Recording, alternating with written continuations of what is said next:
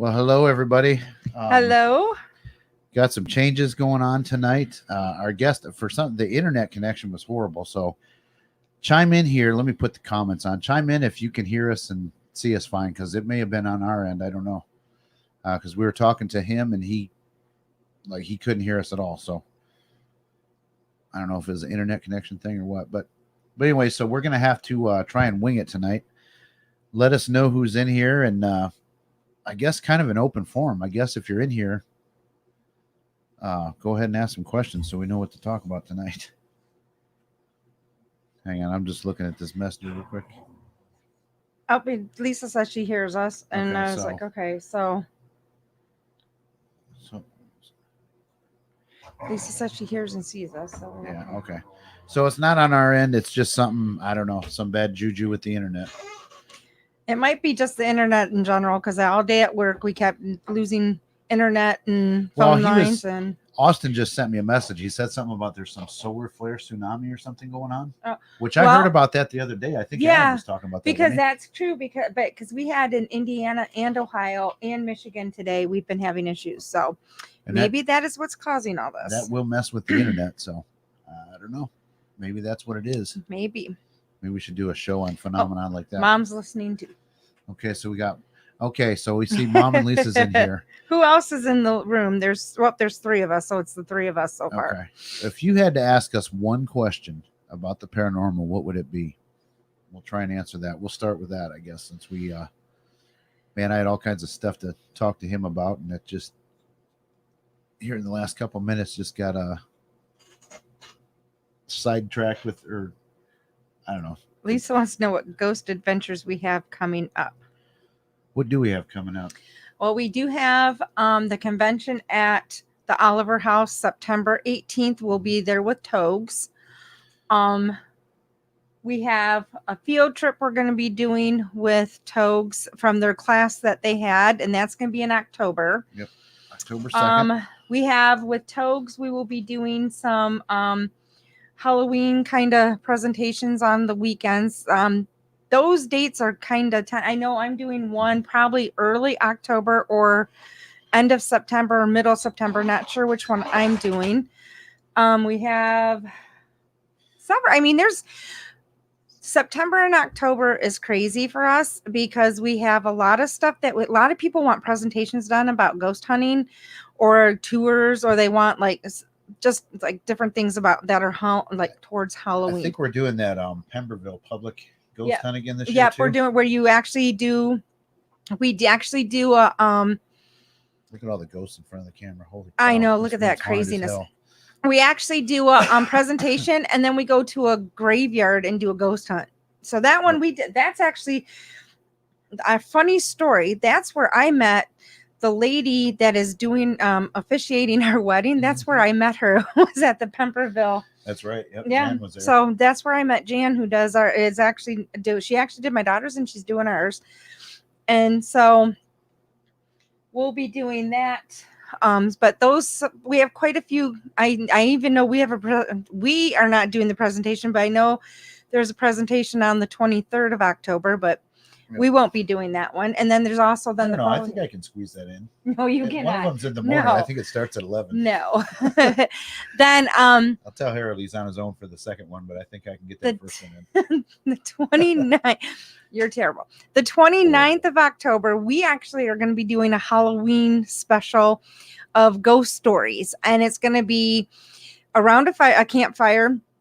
And Harold St. John from Togs is going to be telling us ghost stories. So that one should be pretty interesting. And that one will be the Friday before Halloween, which is October 29th. So that's what we kind of have coming up. Like I said, it's kind of our schedule is kind of hit and miss right now. So, Jeff's doing more stuff than I am, just because I'm doing more of the wedding stuff than Jeff is. So he's kind of doing more of the ghost stuff, and I'm just laying back on that. Man, I feel like if it's just Busha and Lisa and me and you in here, we could just come over I to your know, house right? and we can just sit in the living room and tell you all this. That's right. People could come, Yeah, watch hopefully some the people watch will- back. will jump So, in. Mom wants to know, what is your most memorable experience? Do you want to know if it's our most memorable, scariest experience, or our most exciting experience? That makes a difference because there's two different ways. I mean, I have pleasant. Well, you can tell experience. both. We got time. So. Yeah, it's like I have pleasant experiences and then I have scary. My horror scary one is at Collingwood. Jeff and I, it was the first time Jeff and I ever went to like a public ghost hunt. And this is when I just found out I just finally was starting to tune into being sensitive. And we went on this public ghost hunt. We had walked through like the whole entire building. We're in the basement earlier, no problems. Jeff decided he had to go back to get his recorder he left down there. And when I went down there, I was waiting separate from him because he didn't want me going. Yeah, I ran off to there's like a little hallway, and then there's another little pathway to what they call the dead room there. And so I ran off to the dead room and left her right by the hallway. You could see me the whole time. Yeah, I could see him the whole time. 40, 50 feet away. All of a sudden, I got super nauseous, and I felt like there was blacks, like grayish black swirls, like almost like it was weird because it seemed like they were just like straight down, like almost like a sheep, but not, but just like these weird things. And they just kept getting closer and closer and closer and just enclosing me. I mean, to the point that I just freaked out. And I literally think I ran, which if you know me, I do not run because I have really bad knees. I don't run. I ran. I ran upstairs. And then once I was upstairs, I totally melted down. Was extremely emotional. I was beside myself. We ended up staying just a little bit longer, but we had to leave because it was so bad. You hung out with the people in the office for a little bit. Yeah, I did. I went back down to get my recorder. Because I didn't want to be by myself. And it was really bad. And like I said, we were in that place like quite a long time and nothing. And then all of a sudden that. But then we went back there again for a convention. I was like, all right, I'm going to go in the basement again. I said, no, I wrapped myself in white energy and I was like, no one has permission to touch me. No, you cannot hurt me. Oh, I did not say you cannot hurt me. I said, you cannot touch me. And Jeff even did the same thing. So we're down there. Jeff is maybe 2 steps in front of me. And we're walking in that same spot where I had the gray feeling. And hello, Pedro. It was crazy because I literally felt like a log, not like a big tree trunk log. I felt like I tripped over that. That's what it felt like. And it felt heavy like that. So that just freaked me out. So I'm like, okay, I'll tell you. I'm not a fan of, I love the Collingwood, anywhere in the Collingwood, but the basement. I don't like the basement. Yeah, okay, so here's a good Collingwood story too. So I first got into the paranormal stuff. It had to have been, let's see, I think it was 2017, that convention. And so we did the convention there, and most people that know us know that we had a bad experience as the team that I was on. We had a girl get choked out and scratched and all kinds of crap down there in that same spot in the basement. So I kind of, her and I kind of had an agreement, like, we're not going to go to this place again, blah, blah, blah. Well, that was in September of 17. So September of 2018, all year long, I was kind of saying, I'm not going to go back. I'm not going to go back. Finally, I said, you know what? Screw this. I'm not going to let this thing scare me that bad. So I'm going to go there because I have to know what's down there. That's just me. You guys know that I'm willing to get scratched and all that other. And it doesn't happen. Crap and all that other stuff. So it was the Wednesday before the convention, which was on a Saturday. Now this is a really weird, creepy story. I'll tell the story and then I'll tell what I think happened. So, I was texting my friend and we were going over evidence and blah, blah, blah and stuff like that. And, it was about 10 o'clock. She said, okay, well, I'll talk to you later, talk to you next time. So put my phone down and I went to go to sleep, and, it was like 11:30 or 12. I got a text from her. She said, oh my God, you're not going to believe what happened. But somebody from the Collingwood called, but there was no one on the other end. It was just a noise. It was like this staticky noise. So I'm trying to say, well, maybe you got to put on some robocall or something like that, because we were on the list to be at the convention. So I thought, well, maybe they got your phone number and you're just, they sent out a robocall that failed, blah, blah, blah. So, so then 12:30, 1 o'clock in the morning, as I was texting back and forth with her, my phone rang and I saw it was a downtown Toledo number. And I was like, oh my God, you got to be kidding me. So like, I knew it was on the other end. So I answered the phone and sure enough, there was nobody there. It was a staticky sound. Then it went silent. It was really, really weird. So, so that happened. So that like scared the crap out of me. Like, why in the hell is the Collingwood calling both of us?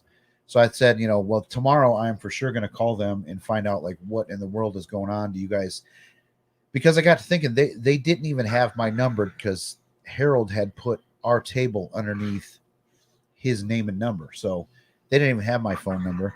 They didn't have her phone number. So why in the heck was Collingwood calling? So the next day I actually went down there and showed them the phone number. And they're like, yeah, sure enough, that's our office. And nobody would have been here at that time because it was so late. And that is the only area in which that phone number, like if you had a suite there, it wouldn't call out that general office number on your caller ID. So basically they said, look, we don't have your number. We didn't do any kind of robocall or anything like that. So we don't know why in the world you would have got called from us. All right, the dogs are fighting. We don't know why in the world you would have got a call from us at like 12:30 and 1 o'clock in the morning. So we're both thinking, what, because it was a bad experience the year before for both of us. And so we're both thinking, what in the hell is that Collingwood that can call people and, and not say anything? So I do believe that was a paranormal incident, but there is one explanation that could possibly have taken place too. We were definitely not liked by some other people. And that's as far as I guess I'll go with that.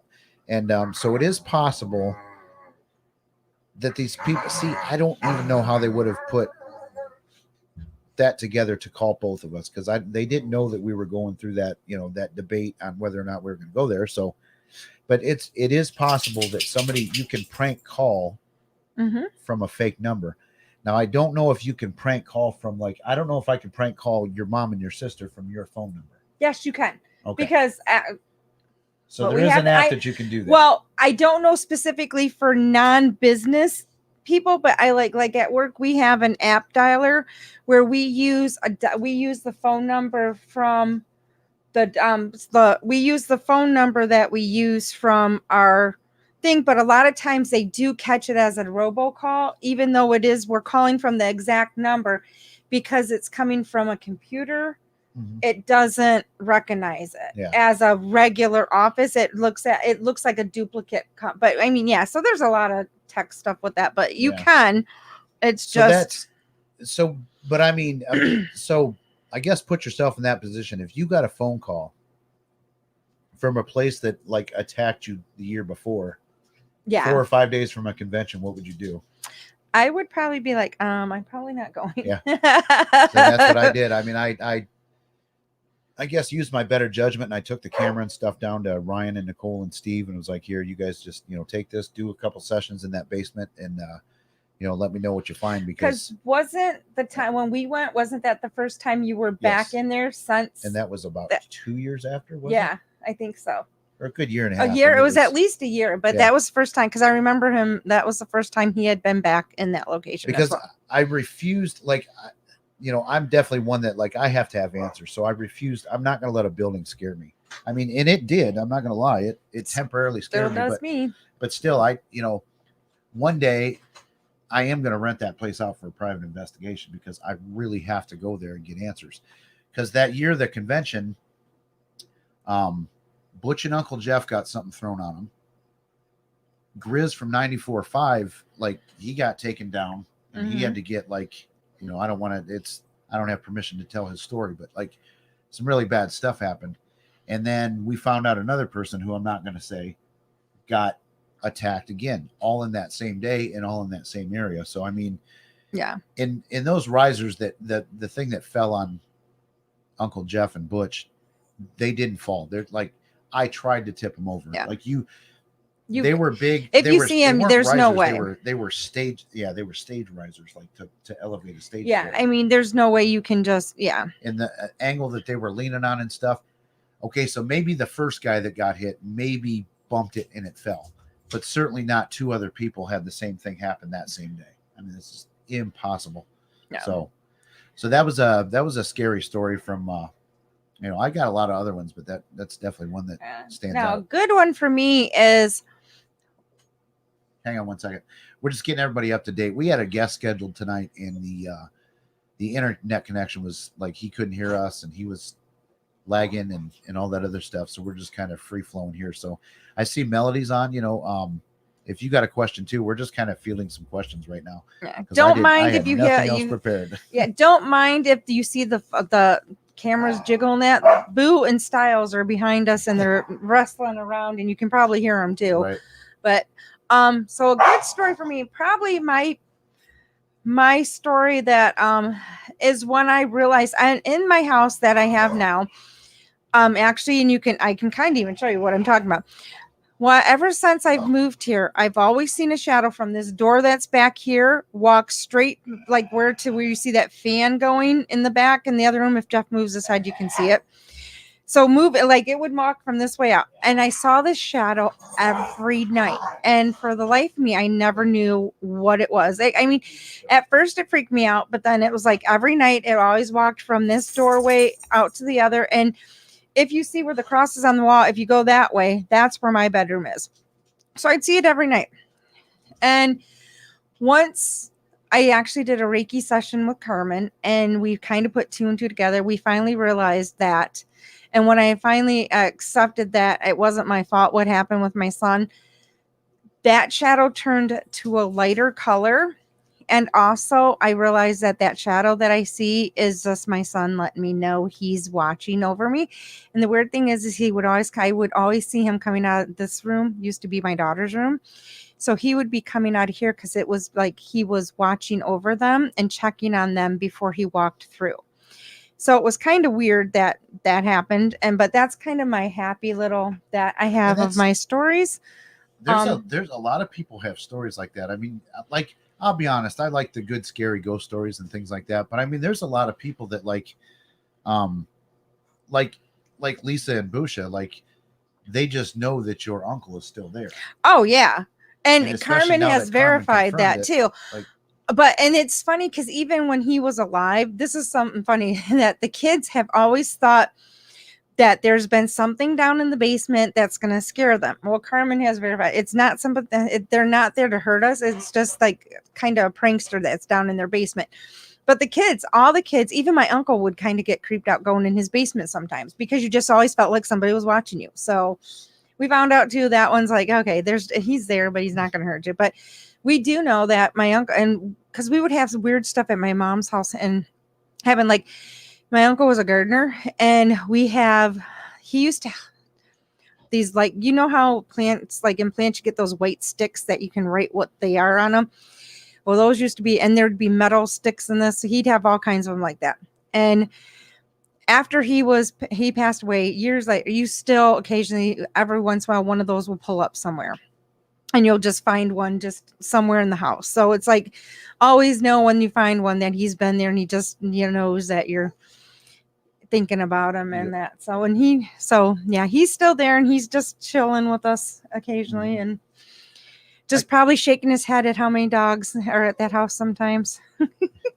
So like that's something else too. We were talking about, like, who was it that asked when our next investigation? Oh, Lisa was. So I do after the wedding. So like maybe November sometime. I think it would be cool to book one of these places like the Collingwood, or the dogs want in on the show so bad.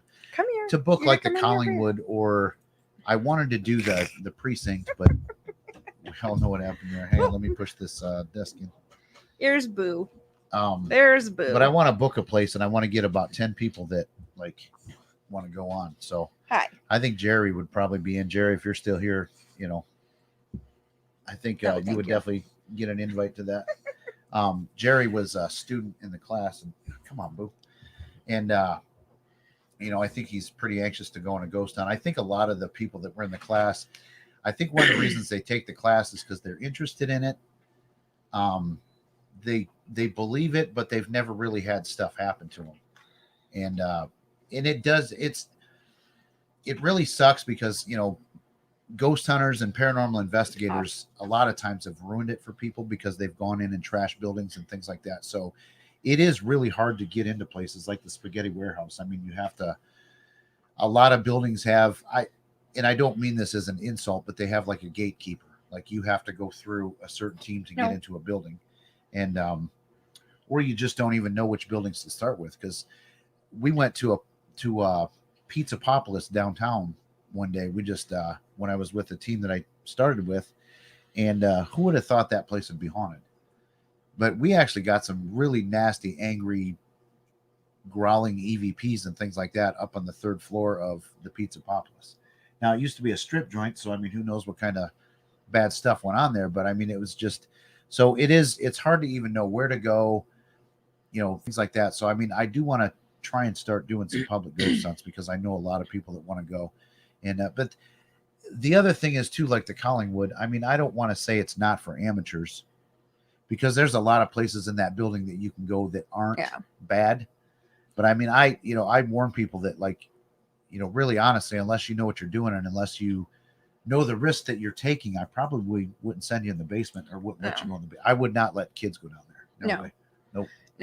No, because like I said, there's something and you guys have seen other stuff down there, like the little imp thing. The imp thing, and that was before my time, but I still, like I said, I see lots of shadows and movement down there. Yep.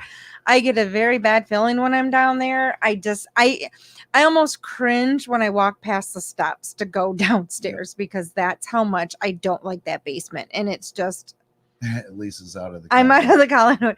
It's like, no, it's just the basement's the only room, the only place. Although I will tell you, how many times did I jump at the statues of nuns or oh my gosh. They had I think it was Tower Paranormal had their office there. Yeah. And so you open one of these doors and there's that big statue from the movie The Village. Yeah. That one scared me. That was the first one out of me. I think that set the tone for the rest of the time in there. But when you walk down steps, it's not like every floor, but you'll see a statue of like Mary, or you see something, and it's like scared me every single time. It was just like, this is crazy. Here's another thing too. Yes, nuns can be scary. Yeah. Another thing about, well, I mean, they made a movie called The Nun, so. Well, I do have stories about that too, Catholic about nuns. Things are scary, but like the Collingwood too. And if you can ever do it, there's an old guy. It's because you keep bumping the. I know. But there's an old guy that like he's their historian and the building caretaker and blah blah blah, and he's amazing. That guy is like, if you ever get a chance to take a tour with that guy, and all you have to do is ask him. It doesn't cost any money. If you go in there and he's standing there and you happen to see him, say, "Hey, will you show me around this place?" He will take you up above the cathedral. This is amazing tour. Because Jeff just wanted to show me one thing, and he took us for a whole tour of the entire building. And there is this really, like, if you go above the auditorium and you see what's above the auditorium, I'm telling you, if they have one fire, that place is gone. The wood up there is amazing, but to see how it's built up there, it's beautiful. And it's just, I mean, I loved seeing, I mean, he explains it. He actually takes you on a walk because you have to walk on one side to get to the other side.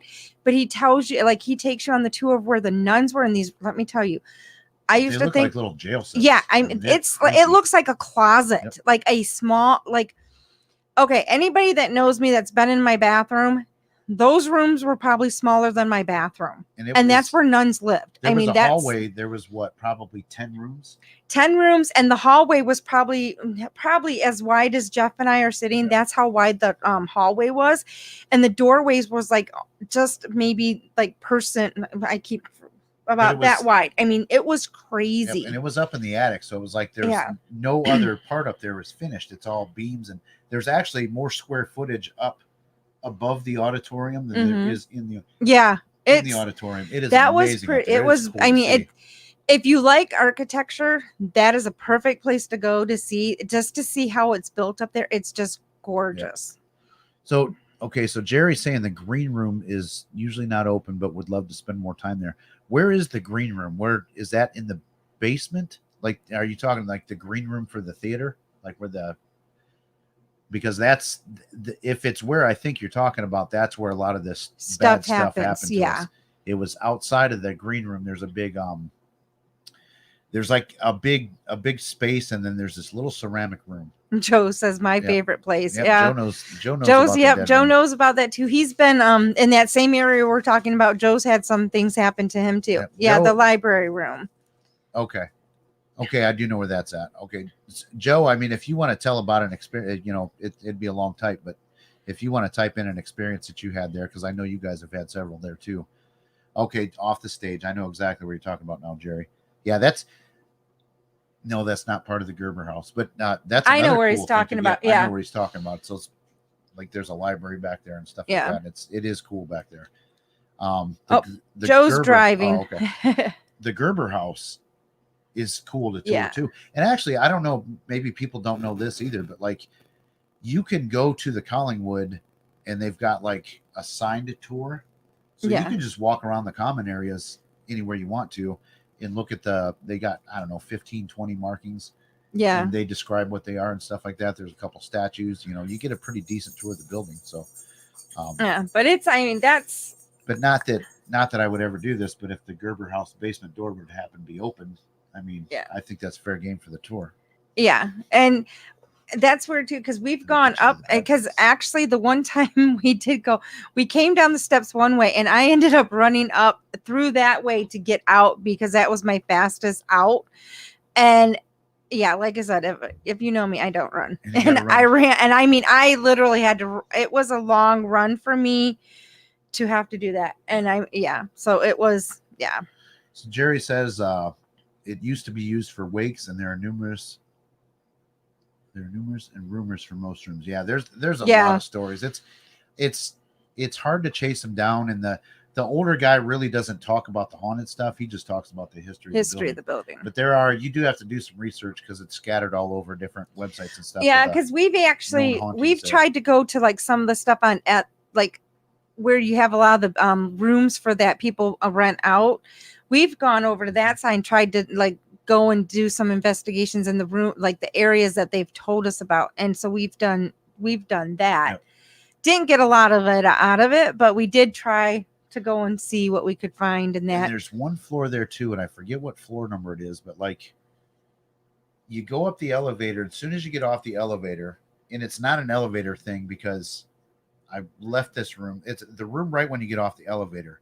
Like maybe it's some weird thing with your eyes, but your equilibrium goes off. Yeah, I want to say it's third. You feel really loopy until you get out of the room. Yeah. So then you go back into the room and it happens again. And like I said, maybe it's one of those like, you know, like a I want to say it's the third floor, but I can't remember. Yeah. But and it's almost like when you step off the elevator, it's not very noticeable, but it's noticeable that you step down a little bit to get off the elevator. I'd like to take a ball and put it in that room and put it in the center and see if it rolls one way or the other or what it does. Or maybe, you know, the walls are out of squares. I don't know. It's like, it's a really weird funhouse effect. So, I guess there's, you know, here again, I'll explain it one more time because I know we got some new people watching now that weren't earlier, but our guest, the connection didn't work out tonight. I do want to have him back because we got to talk about Ed Steele. You know, I don't think you can ever talk about that guy enough. I mean, he's a great guy. But so we're just kind of free flowing tonight. And okay, I saw Bush's got a question. No, I have not been to the other buildings on the property. I don't think they're open. They're not open. The one's completely condemned, and now they have it boarded up, so you can't get in there at all. And then the one in the back, you can't get in either. None of them you can get in. Only the main part where the auditorium is, and then where they have the like the studios and all that. That's the only place you can get into. Okay, Joe said, and I remember this now, but there's a. So there was a suicide in one of the apartments, and I think if I remember right, when you get out of that elevator, you go into that room and it's goofy. But then when you go out of that room, that's where the hallway is where Yeah. they had that apartment. Yeah. I think, Joe, if you can correct me if I'm wrong on that, but I think that's the same floor. So you get that fun house, and then it goes, people see that they see shadows underneath the door and stuff like that of that apartment, or hear noises in there, but it's locked and they don't let people in that apartment. So Nope. I don't even know if maybe they've turned it into a studio by now or whatever, but we've never been able to get in there. You can get in the hallway, but you can't actually get in the apartment. All right. Lisa's like, are there any accounts of I don't know about our metro parks, cemeteries or things that like but I do or know have historical value Yeah, that aren't cemeteries? They do, but I don't know about any of the metro parks. I do know that there's stories of like, and I don't know if it's a metro park, but Fort Meigs. Oh yeah, And though then that that's cemetery a state, around it. So Fort it's a state Meigs. park. Yeah, Fort Meigs is a state park. The battlefield up in Monroe. Yeah. We've had paranormal stuff go on up there. So I mean, I would say if the park has historical value, there's probably a good chance, because there's probably burial grounds, I would say, out at Fort Meigs. Yeah. Because the Indians that died there, I mean, I don't think they drug them off the battlefield. I think I'm they just sure buried that them. anything around like anything that's around like historical significance of something, there's definitely something going on. Like I know there's stuff at Fort Meigs. I used to go there when I was younger, and I would, before I knew I was sensitive, I would get freaked out because I would get almost overwhelmed, but I didn't know why. But now I know why, but I would get overwhelmed. And even driving past there, I get overwhelmed. So I have not been there in like a really long time. And I think maybe that's why, because every time I go there, I get really overwhelmed. Oh, most of the soldiers that died there are buried there. Yeah. Yep. And in Fort Meigs too, there's a cemetery, and I'll tell a story about a buddy of mine used to work there, and one of the employees, before he started working there, actually hung himself in a tree at a corner of the cemetery. Oh, wow. Right outside. So this is a story. I thought about this. Lisa and my mom will know Bradley and Nicole from daycare. I used to babysit them. They used to live out by Fort Meigs. Okay. So when I would go out there to watch them, I'd have to go past Fort Meigs in the cemetery. And it wasn't every time I'd go out there, but when it would be dark out, and I think it was more so when I would go about 1 o'clock, 2 o'clock in the morning, when I would be coming home, I would see like this really crazy white shadow go across the street. And it wasn't like fog. At first, the first few times I thought, oh, that's weird that this fog comes across the street every time. But then after that, I realized it was in like a form of like a group moving together. So I was like, oh, so it was kind of cool. Gettysburg is an extremely area I would love to go there. So I mean, there definitely haunted ties to battlefields, and because there's a lot of death there's a lot of violence, there's a lot of bad residual energy, that kind of stuff. So if you could type in a little bit, what is Johnson Island? I'm curious about that. So, if you feel like typing that in, go ahead and type it in, and we'll come back to that. Let's see. Melody asked a question. Have you done that cemetery out on Summerfield? No. Probably because I get super busy and I'm very, very forgetful. You need to message that. Exactly where it's at. And like, are there stories about it? Is it known to be haunted, or is it something that you had an experience at? Because, I'd totally be down to that. One cemetery we investigated, and that was actually our second date, was Ravine Cemetery. And Freddy Krueger's buried in Ravine Cemetery. So if you haven't noticed too, this is something I don't know if it's on the Boo Productions, one of our pictures, but if you haven't noticed, our engagement pictures were done at a cemetery. Yeah. And people kind of don't know the story behind it. It's like, well, because Harold sent us there on her second date. So it was like, that's why it's. Yeah. And he's, I may have told the story that, like, to throw him under the bus a little bit, that he told us the wrong part, but he didn't. He told me the right part. I was just in the wrong spot.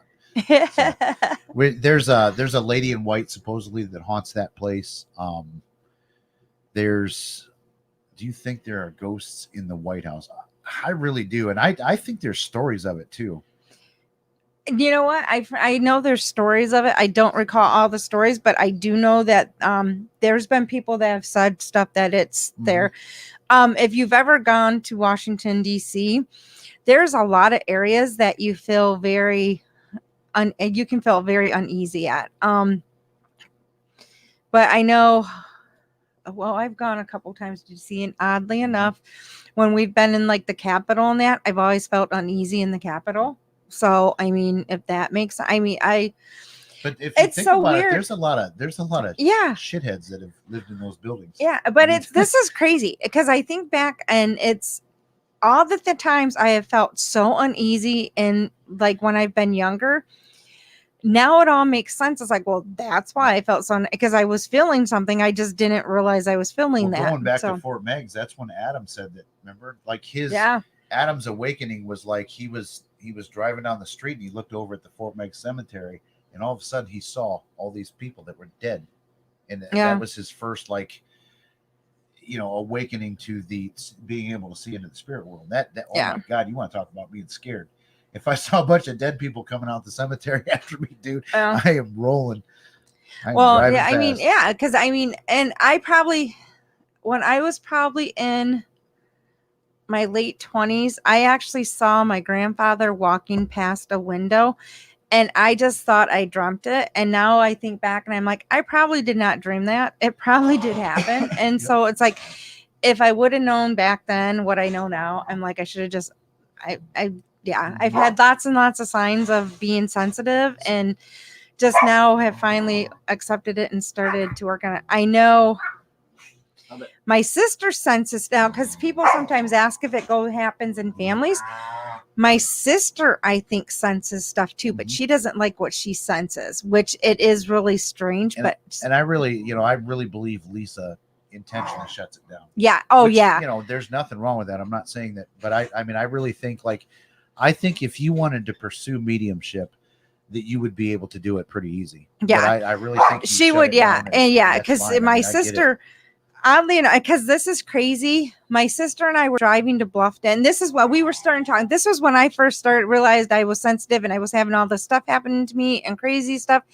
We were actually driving down to Bluffton to see my oldest daughter. And there was a really bad accident that we were pulling up on. Like, I was on the other side of the expressway, but we had to go past it. And both of us kind of got weird feelings. But I could sense something was going on and it wasn't good. And my sister said, yeah, she used to smell Grandpa's tobacco. I still smell that every once in a while. So, but my sister could tell something bad was happening too. And so then we started talking about it, and we actually think our brother has a developmental disability, and he's younger than me, but we believe he's a sensitive too. But because of his disabilities, it doesn't come out, but he has a memory like crazy.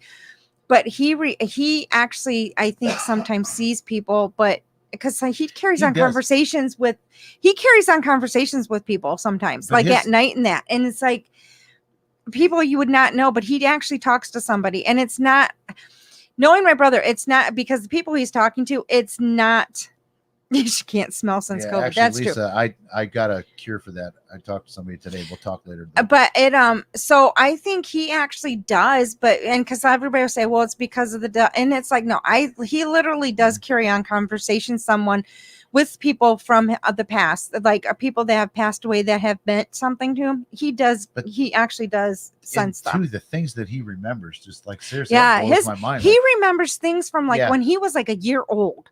I'm like, how do you remember that? I don't remember. But I'm like, he remembers talking to people, and he'll tell you he'll tell us he talked to somebody, and it's like, okay, and it's like, no, he's like literally telling us he talked to somebody. It's kind of weird. I had someone said this a long time ago, and this is actually a really good theory, and like people with disabilities like that, like they're the ones that are right, and we're all screwed up. Yeah, because they have a different kind of, like, they have an unconditional love and trust and all this other stuff, which can get them in trouble. But it's like, it's a real thing. So there was a couple things I wanted to jump back on. So I see Adam's here. How's it going, bud?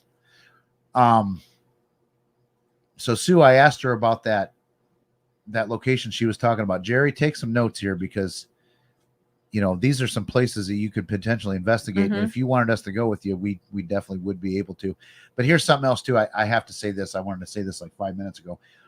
Any of these cemeteries and stuff that you would want to go into, really a lot of times if you call them and ask, I mean, Catholic cemeteries won't, but like if you call them and ask, and they might let you go in there. If you tell them you're going to be in there at night from this time to this time, they might be willing to do that because they just don't want people sneaking in there. Yeah. Another thing too, like if they don't answer or reply or whatever, and they're not gated, that they shut their gates. But like if you talk to the police department, because I know in Sylvania, like you can go to Ravine Cemetery if you talk to the police department, because it's totally open, and you can say, hey, I'm going to be here from 10 to midnight, me and 4 people, and they'll probably drive by or something like that. This all goes back to just always get permission. Don't this just goes go back to in class where we said it's good to make friends with somebody that's a police officer. Yep. And Jerry too, like, I mean, Ravine Cemetery, if you ever want to get in there, like for real, ask Harold. I don't want, ask Harold. Ask Harold. I don't He want knows to the reveal all my connection. sources, but like, Harold can definitely probably get you in there.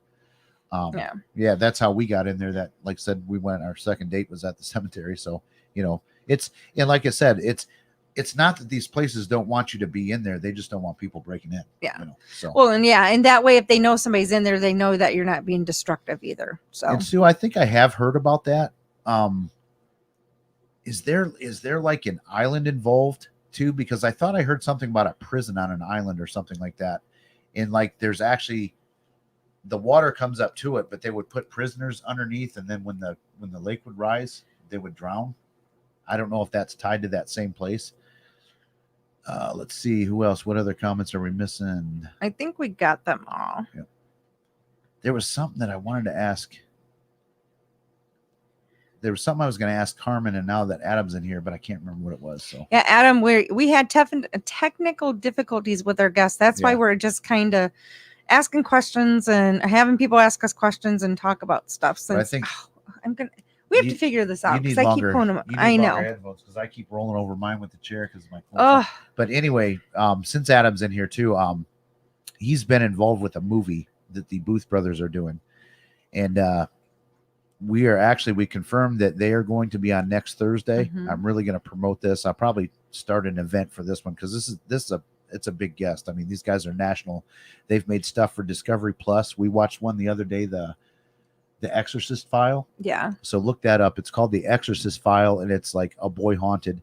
And it's actually the true story of the Exorcist movie took. They turned it into a girl and stuff like that to prevent. They didn't want the identity of the boy getting out. So, they changed the story. Plus for Hollywood, they changed it a bit. But so yeah, The Exorcist File, look that up on Discovery Plus. You said Sci-Fi, Sony. Sci-Fi and Sony, is it? Oh, it's on there too. Or okay, they've produced shows for Sci-Fi and Sony, but they've also done independent films. And one of them that they did at the Collingwood, and so I am super stoked about that movie coming out. It's and the theory is so that when you blink, it takes 0.3 seconds, and the average number of blinks per day, whatever it works out to, that's 48 minutes of your waking hours that you lose to complete darkness. So what happens when you're blinking? And that's what this movie delves into. So I'm like I said, these guys like to come on our little show. Like I can't believe they said yes, but they did. So we're going to hold them to it. So it should be exciting for next week. Yep. And a lot of places too, where they film at and they make their movies at, are haunted locations. I mean, Adam, I don't know if you can post. I don't think you could do it in the messages, but man, if you could put that picture up in the messages, that would be sweet. Like that picture that you took from because they went back and reshot some of the movie. I think they reshot the ending or something like that, or it didn't turn out the way they wanted at Collingwood. And so they regrouped, rethought, and then they went and filmed again at a school in Ohio. I don't remember. Yeah, it wasn't too far from here, maybe an hour or two away. Yeah. I don't remember which one it was, but like, so they filmed at a school, and Adam took a picture of some windows. Okay, so he can't post the picture. But this picture is like crazy. it is. if I didn't know Adam, I'd say, yeah, right, dude. You can take that picture and put it in your I faked it file, because this picture, it's the most compelling picture of a ghost that I've ever seen from somebody's phone that I know. Like, it's crazy. Like, it's Ohio City, which was super close to the border. Okay. Yeah, but it's Adam, this do you know, is that a crazy. haunted location people can go to and tour? Yeah, Adam even thought it was fake when he saw it. So, yeah, Lisa says, yeah, I'm gonna need a lot of eye drops after that movie. Yeah, I mean, it's just a cool theory. Like, you don't know what happens when you blink. I'm just laughing because my sister. Have fun. Good night, everybody. Have fun trying to sleep. I just laugh because my sister is so funny, because she's so intrigued by the being like me being sensitive and like us ghost hunting and everything. But as soon as it comes to being like scared, she's like, nope. Just like some people may know, but not too long ago, I got scratched here at home. And we don't know what it was, but it was because we tried to redo it and can't figure it out. Let me tell you, we blessed my house and we cleansed my house a lot. And I've been still very active on it, because it happened like right after, like a little bit after the move. And so so that kind of was a freak out for me. So and I gotta, like, I wanted to try and duplicate it, because that's what I do. I'm not doubting that she got scratched or anything like that, but I always try and do that. And we couldn't duplicate it. No. Because you can get some dark red, but then there's always red around it. And and I have fingernails. Right, I'm going to try and show this picture from my phone, and I'll keep the one. Yes. But yeah, so I mean, that happened. So my sister, so that kind of was like, no. So she's like, that stuff that just freaks. She's like, nope, doesn't want anything to do with it now. But it was just, like I said, it was very odd, because, and we know that it was within a short amount of time, because because when I come home from work, I always change out of my work clothes into like a t-shirt or whatever, to make dinner or whatever I'm doing afterwards. Showing that one? Yeah, that's fine. Okay. So I'm going to show the picture real quick if you guys can see it, hopefully. Yeah, hold it down. There you go. So that's pretty distinct. I mean, it was in a private area, so that's not. I actually still have a scar from that.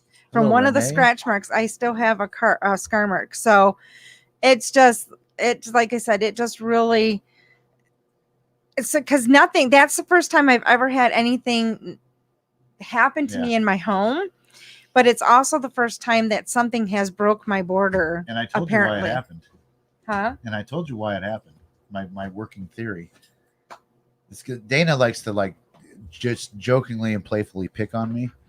Yeah. We were wondering, honestly, was it maybe something that was attached to me, trying to protect me from her? I mean, and I'm not saying that she beats me or anything like that, so no one called 911. But but that happened shortly after. We were goofing around, and I was these things. We were goofing around, and I had just went like this and grabbed him, and we were just goofing around, and then this happened shortly afterwards. So we're like, because Jeff he has just recently brought stuff in the house that normally was not in my house. And as you can see, there's Ouija boards behind me, and I'm not a fan of Ouija boards, but Adam has made me so that I'm okay with them in the house now. This one I don't think is so harmless. No. We had to wrap this guy up. Yeah. That was a handmade one that was causing some havoc in someone's house that we had to take and we had to bind. And so she should be smacking the crap out of you. Yes, that is exactly what happened. And that's why I got punished somehow from somebody. Who knows what? But yeah, so we think it all happened because we stirred something up, because he just moved in. He brought some of the stuff in. Yeah. Nothing from Harold's house came in the house. So that's all went true. The witches never came here. We only have the Ouija boards are from Harold's house. Yeah, but they were, yeah. So it's just strange that all of a sudden after he comes in here, it's Rachel, just don't strange let that Carmen do we said then this happened. But and then of course panic me. I'm like, Adam, Carmen, everybody. I'm like, hey, what's going on? And so then it was like, yep. Did you? It's like, yep. Everything's been. We're just wrapping around. Just everything. You know I bubbled my house again. And I think since Adam's here, I think there's a lot of people curious about Ouija boards, and like Rachel's saying that Pilar wants to try one, and Rachel, I wouldn't let her do it. No, but not without unless you have Adam with you or something like that, because Adam does know how to Jeff use can them. only play with it if Adam's involved. So I don't know. I think Adam, we need to have a Ouija board party and just but we need to go somewhere because I don't think I want to do it in my house. It's not happening in the house. It's something weird with a Ouija board because it's always a friend of a friend that has a bad experience with a Ouija board. So it's never oh yeah, dude, I had that thing jump off. It's I don't know anybody that said it happened to them. It's always, yeah, my sister-in-law was playing with the Ouija board and blah blah blah happened, and so I don't know. It's I think there's a lot of shtick around it that just is made up and hokey pokey and scary and whatever. But that being said, I still won't try one. I won't sit here on a Friday night and be like, oh, let's try this. Well, and Adam just said you have to be trained to use them. And that is true. And Adam, because I know Adam, when we have talked about it, Adam has said you have to know how to open it. You have to know how to close it correctly. And those are the big things that people don't know. They don't know how to close it correctly. Yeah, when the demon comes out and you throw the thing and you run, it's not closing it correctly. No. So we're like, yeah. So, but that's why Jeff is only allowed to play with it if Adam is involved in that, because it won't. Yeah, that's the only time. Don is actually right. The bad and the same thing too with one of the things that when I was watching that Booth film about the Exorcist was exorcisms were never really popular or talked about until the movie The Exorcist. Yeah, that really brought a lot of the Ouija board thing it brought out, because that's what happened to her in the movie. I believe is that she was playing with a Ouija board. That's when all of her stuff started. And then Boo wants back on TV. A lot of people started talking about exorcisms and demons and being possessed and all that other stuff. It was never really talked about until after The Exorcist came out. And now all of a sudden everybody's possessed. Yeah, Boo's shaking the camera. So that's Bubba too. So yeah, Don, you're right. That exorcism movie started a lot of the negative paranormal, I guess, thoughts and things, and people having bad experiences. Come on. These dogs went on camera so bad. So. Does anybody else have any questions? There's Bubs. Okay. Let's see. I have several haunted items. I don't get it. I'm just drawn to them. I know it's dangerous. I mean, it can be dangerous. Sensitive, bipolar. Yes, being bipolar does make you more sensitive. And, that's another thing I'm going to talk on, I guess, for a couple minutes. Was we have a questionnaire that we have people fill out before we investigate their house, and one of the questions are, do you have mental issues? Are you bipolar? And things like that. And it's not. Just so everybody knows, we don't have it on there to say, well, shit, I'm not going to investigate your house because you're crazy. Because we have investigated 2 people that have had those issues. Right. And one, just one. The other one, we really, truly wanted help, but they took it the wrong way. I shared an article and just saying because of the meds that you're on, because of the issues that you have that you've told me about, here are some things you need to consider. And she took that and she actually went on Facebook and made a public post and said that I called her crazy. And it's no, I never No, said we were that. Just telling that you need to talk to your doctor about these medications because they could be causing some serious side effects that need to be fixed. And she didn't even give us a chance to try to explain why we were trying to get this. And so we learned to, I guess from that lesson, we did learn a lesson to kind of word things maybe a little bit differently before we approach that. So, but the thing is, sometimes people they're just going to be offended no matter what. And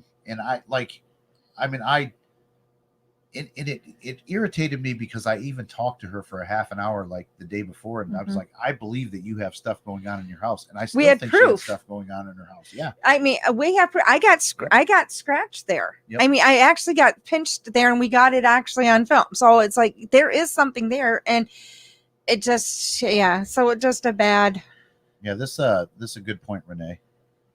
I believe that too. There is in like I said, and I don't think it's things that your mental issues are making up. I think it actually happens to people with mental issues. I don't know why. I've got some religious Christian beliefs as to maybe why, but I don't want to push my religion on people, and it's not anything that I can prove and blah blah blah. So but yeah, I do believe that and you're right, not enough has been studied. Actually, in the paranormal world, period, not much has been studied scientifically. That's one of the things I did in my class presentation was, like, I was really surprised with the topic of Ouija boards. There are tons of scientific studies that I think you could do. I found one. That's it. Yeah. And it's like, why are people not studying things like that? Yeah. Lisa's got a good one. Do you think that? Oh, you moved it on me. Sorry. Do you think that the kinds of movies creep me out because I'm sensitive to death? It's possible. I know, because I don't know if it's weird. I'll be right back. Oh yeah, he's his normal potty break. Okay. For me, this is interesting because everybody thinks I'm crazy. I don't like horror movies. I never have. I don't like them. I don't watch them. Jeff's like laughs at me because I'm like, he can turn one on and I'll walk away because I'm like, I just don't like horror movies. Now my sister, because we were talking about this earlier, how my sister, and I know she's sensitive, but my sister is very sensitive to when, like, she can sense someone's going to pass away or die like a couple days before it happens. Kid you not, she's done it multiple times to people that we know, and so it kind of creeps her out because that happens. But same thing that day that we were on the highway and we both of us at the same time could connect to it that was going to happen. So yeah, it could be that maybe you don't like them because same way I don't like them because it's not that, because I can watch them. It's not the fact that I can't watch. I just don't like watching them. And it just might be the, like, being sensitive. I just don't like watching them. I don't know. But yeah, it's one of those things that I don't like to watch them at all. Oh, hold on here.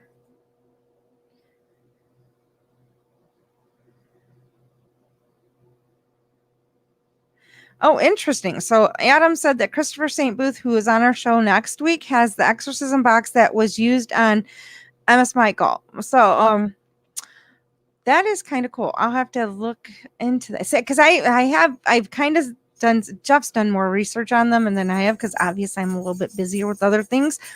So, and I usually don't do it till like the week of. I don't really start looking at the people that we're having on. But I know that will be interesting. So I'll have to make note of that so we can maybe ask about that a little bit. I know, but like with this being the sense, I don't know. Do you think that's something? What's that? Why maybe sensitive? Because I don't know. I don't know how many people in here are sensitive about watching movies. I got thoughts on that one too. About sensitive people not liking horror movies. So read the rest of Lisa's remark. Hang on one second. Yeah, no, what I was going to say about that, like, so I can watch Freddy and Jason all day long, the gory horror stuff that really that doesn't scare me. But you put on The Exorcist, because that could be real. What was the one where the Omen? That movie scared the ever living shit out of me, because there was one movie that you don't like, and I'm like, are you serious? Oh, The Shining. Yeah, I have to sleep with the lights on for like 2 weeks after I watch The Shining. Shining. Ironically funny, I love the movie The Shining. I mean, if that's I love it, but like that doesn't movie doesn't creep me out. I don't know why, but that movie doesn't creep me out. So I don't know. Lisa said, he's got the exorcism box. Yeah, Rick said, have you ever researched the case Annalise Michael? Hang on, wait. Why do I not know that?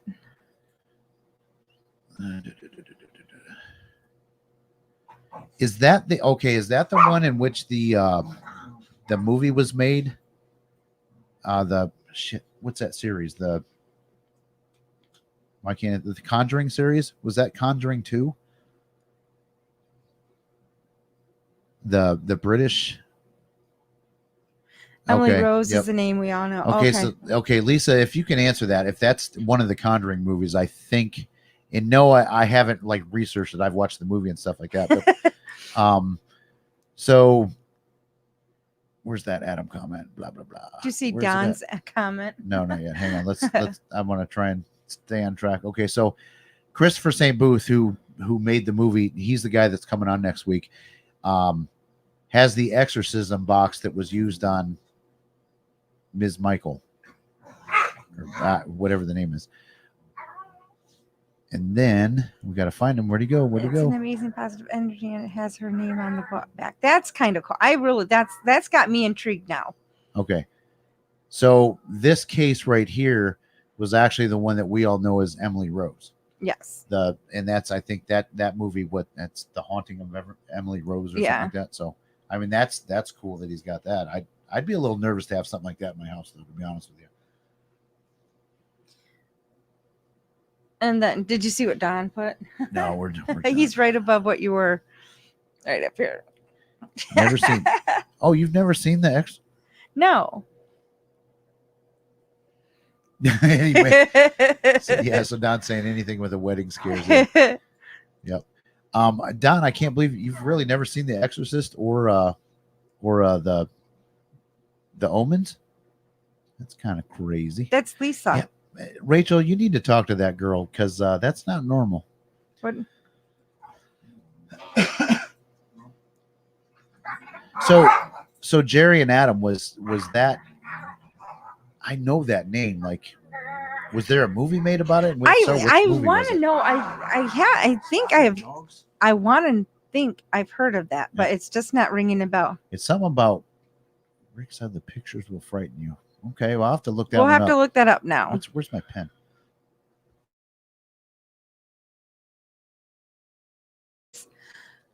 I'm gonna tear my ears off with these things eventually. Ugh. And I gotta go back. I just don't want to forget this. Where's oh crap. Rick, you have to tell me tomorrow because I lost it in the comments. So Jerry's chiming in 67 exorcisms. Norton Lifelock wants to talk to me right now for some reason. Forget it. So Jerry, 67 exorcisms. Okay. He said that happened. The Annalise one happened in Germany. So we'll have to look that one up too. I know I've heard some audio of exorcisms that like will scare the living crap out of you. So Adam saying The Exorcist was based on an 11-year-old male. That's what we were talking about. That Christopher St. Booth, who we're having on next week, Don. It's on Discovery Plus. It's called The Exorcist File, where he actually does like a documentary about that case that inspired the movie. Let's go. Actual German recordings done. Yeah, I'm definitely gonna have to look into that one, and maybe it's some that I've heard. So let's see. Renee's got a pretty long comment, so let's post it up and see what it says. I have a good one for you. Just bought a car for my boyfriend's boss. Great little car. Of course, there's a hitch. The car was owned by a murderer. Yes. Always get the car that was owned by a murderer. The man just killed his mother, who bought him the car in May. I absolutely smudged. Okay, so you cleansed it. Is it a recent murder? Or is it something that happened like a while ago and it's been through several owners? Because that's... Yeah, I'd feel... Yeah, okay, you got a good story about a car. Yeah, I was going to say, I did. See, we're thinking on the same thing. I'm going to let you take it. So, our Shelley. dear friend Harold... I think it was like a test to see how I would handle things. We were on a private case and we went into the garage, and there was something that happened at the house. So very bad something. Yeah, very bad things that happened at this house.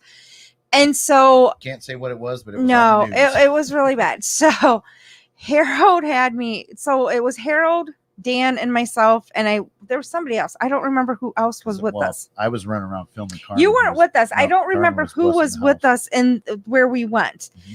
But Uncle Jeff. Was it Uncle? Yes, it was Yep. Uncle Jeff, because Uncle Jeff and I had to take a walk and because it was so bad. So we went in there and there was a car. They wanted us to check out the car in this garage. I was like, okay. So Harold's like, Dana, go check. Just the doors are open. Go check it out. So I'm like, all right. So I'm in there. The doors are open on both sides. It's in this garage, both the driver's side and the passenger side. The doors are open. So I go in. I kid you not. I step in like next to the car and I just go to like move a few things on the floor, just like, and this horrible smell came up. I mean, I literally started vomiting like immediately. The car smelled like weed. It gas, smelled and like death. weed, gas, and death. And okay, if you don't know what death, okay, if you know what a rotting animal smells like when you have a dead animal somewhere close. Yep. 100 times that smell. And no one died in the car. And no one died in the car. But 100 times that smell. And we even checked the car. Like then they were checking the trunk and everything just to make sure there was nothing else going on.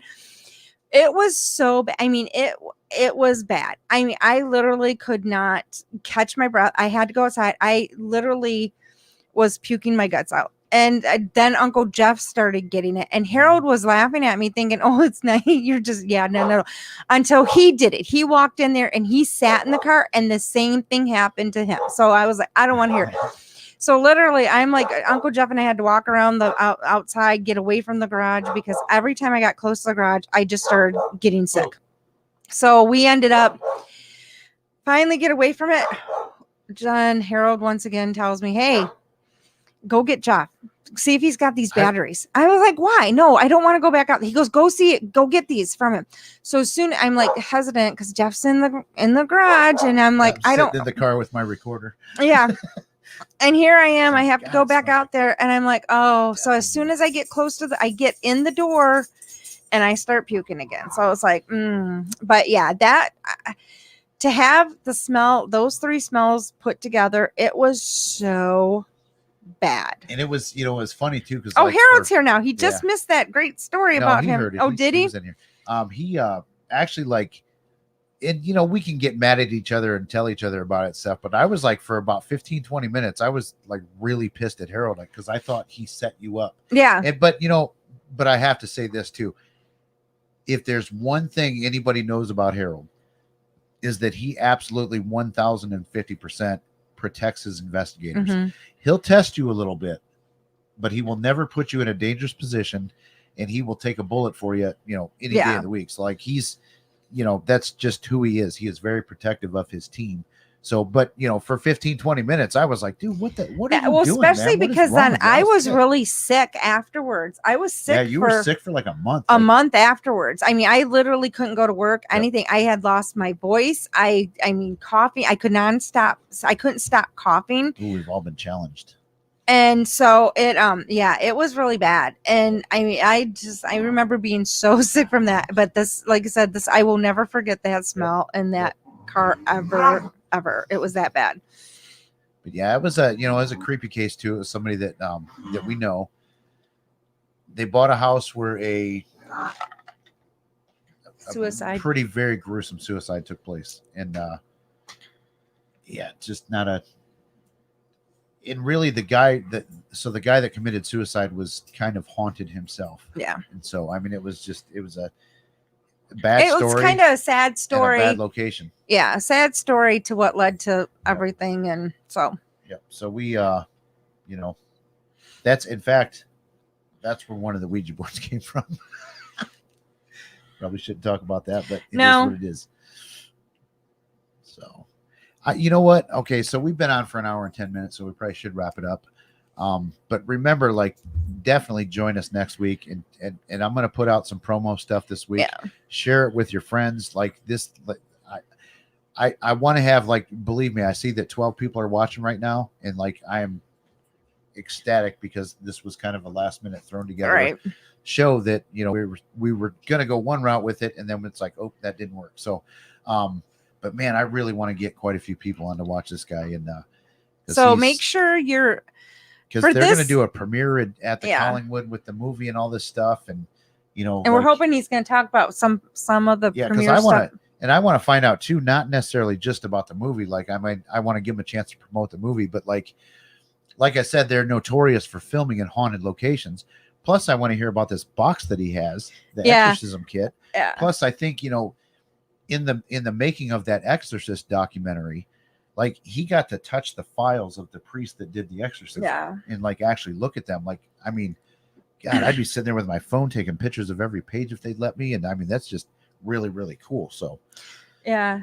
And so what we need everybody to do, if you're watching this now with us, or if you're going to watch it later, make sure you guys are going and liking the Boo Productions page, and also share share the stuff that's going to be coming up next week for our guest next week, because that will help us boost and get it out there. We're going to start sharing them, sharing stuff. Like, if we're probably going to start working on stuff this weekend, because pretty much every day we're going to be doing some type of promotion for this show. So like I said, if you know other people, share with your friends, share on your pages, your stories, everything, just to get Boo Productions out there, especially because we're figuring this one's going to draw a lot of people for us, this next guest. So, and I thought too, another idea I had for a show, because like I said, we're kind of do a little short season up into the beginning of October, and then we're going to go dark for a little bit. But I want to have, like, I know Shelly has a ton of ghost stories. It sounds like this Renee has some ghost stories. I want to get maybe like do a show with 3 to 5 people, like 10 to 15-minute segments where you actually join us on camera. On camera. Just, people who follow us or pay attention, and we want to hear your stories and why you're into into the paranormal stuff and things like that. So I mean, if you're interested in that, send me a private message, or you can send it to the Boo, because we both get messages for Boo, so you can send it to message us at Boo Productions. The only equipment you need is a decent webcam, and and probably headphones to be able to hear us, but like and access to the internet. You need a good internet connection, because we do this on StreamYard. And how it works is I send you a link, you click the link to join, but we'll have to like schedule it out, because I don't want to have 6 people in the room. I want to have like one person on at a time. So we'll kind of do it like, kind of get people in the green room ready to go. So but yeah. Okay. Shelly says she'd like to. Yeah. Shelly, send us a message, and I'm going to start making a list, because I think it'd be cool to have. Okay. Harold, I don't know are if you he's still in here? Because I'm going to do to Harold what he does to Don. Harold, come on. Okay. So we keep saying this, and I got to pin Harold down on this. We keep saying on October 29th, which is there he he's is. there. And he's already told us yes. We're putting you on the spot. October 29th. That is the Friday before Halloween, right? Yes. Yep. We want to do a campfire ghost story special out at Harold's house, and it'll be live on the StreamYard. And we want Harold to tell some ghost stories. There's going to be some alcohol involved. And we're just going to have fun, like kind of that campfire ghost story vibe. And we want to pin you down, Harold, and because we want ghost stories. Make you commit to joining us with that. He's not answering.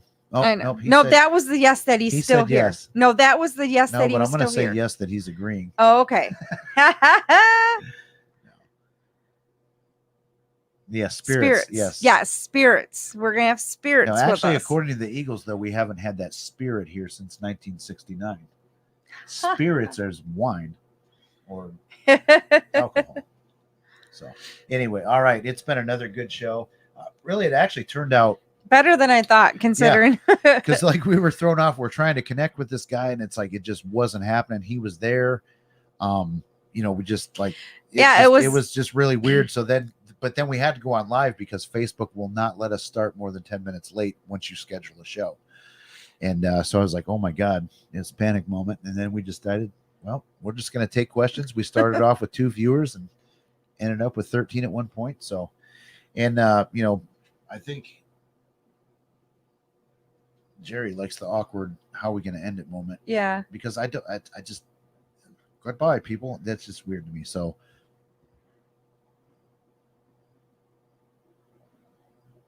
you got to pull it back a little bit. Pull it back